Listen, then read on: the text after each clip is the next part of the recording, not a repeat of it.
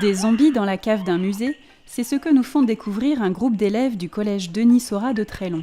Un smartphone, une tablette ou une petite caméra, pas besoin de beaucoup de matériel pour réaliser une vidéo décalée sur l'écomusée de l'Avesnois.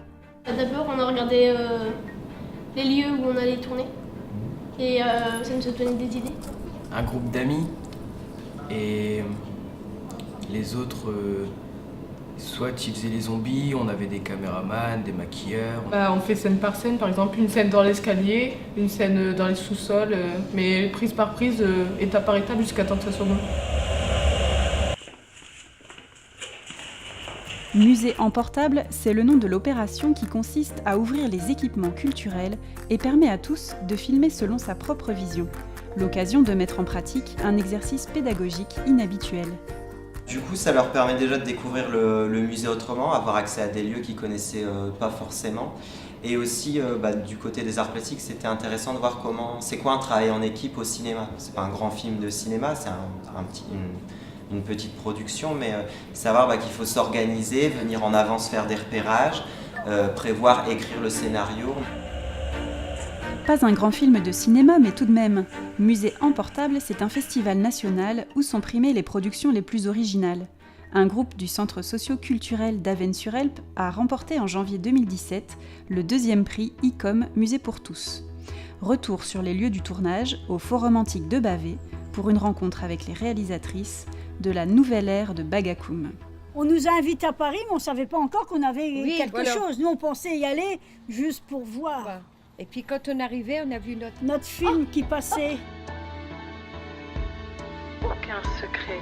Ah oui, c'était un mannequin, c'était notre mannequin. On l'avait appelé Joseph. On l'a vu, on a demandé si on pouvait s'en servir. Mais une bonne ambiance déjà. Une bonne ambiance, puis le tournage. Déjà, on a dû apprendre à bien parler, à bien nous mettre plus ou moins en scène. Mais de la fierté. Voilà. Ouais. Bon, on est fiers. Artistes, travailleuses sociales, universitaires d'Arras se sont associés pour initier le projet et accompagner les vidéastes tout au long de la réalisation du film. Dans ces projets-là, on accompagne essentiellement des personnes qui sont bénéficiaires du RSA. Et du coup, c'est des projets qui mobilisent, qui apportent vraiment un plus sur la confiance en soi. Au niveau des déplacements aussi, le fait d'emprunter les transports en commun, des choses qu'on n'a pas forcément sur Avesnes, le métro, le TGV, etc. C'est aussi leur donner une certaine liberté.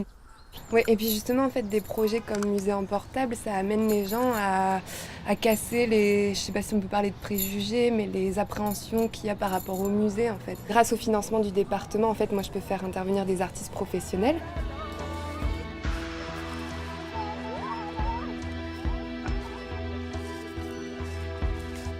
De l'investissement financier, ça ne nous a pas forcément coûté énormément d'argent.